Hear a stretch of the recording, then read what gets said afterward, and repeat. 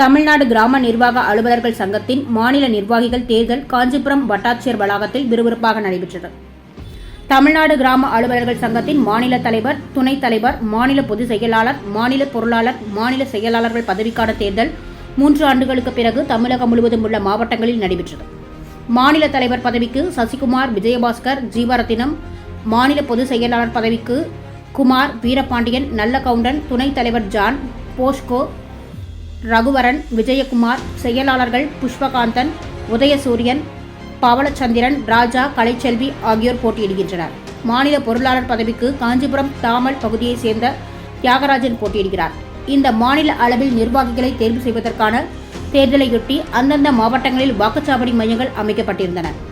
இந்நிலையில் காஞ்சிபுரம் மாவட்டத்தில் வட்டாட்சியர் வளாகத்தில் உள்ள கிராம நிர்வாக அலுவலர்கள் சங்க கட்டிடத்தில் வாக்குச்சாவடி மையம் அமைக்கப்பட்டிருந்தது. மாநில தேர்தல் ஆணையர் அறிவுறுத்தலின் பேரில் தேர்தல் கண்காணிப்பாளர் பாலாஜி தேர்தலை நடத்தினார். வாக்குச்சீட்டு முறைப்படி தேர்தல் நடந்தது. காஞ்சிபுரம் மாவட்டத்தில் உள்ள 182 கிராம நிர்வாக அலுவலர்கள் தங்களது அடையாள அட்டை, ஆதார் அட்டை போன்ற ஆவணங்களை காண்பித்து ஆர்வமுடன் வாக்களித்தனர். காலை 10 மணி முதல் மாலை 6 மணி வரை வாக்குப்பதிவு நடந்தது. சான்றோர் குரல் செய்திகளுக்காக ஆகாஷ் பச்சையப்பன் உடன் செய்தி வாசிப்பாளர் முத்துலட்சுமி. செய்திகளை உடனுக்குடன் தெரிந்து கொள்ள சான்றோர் குரல் பக்கத்தை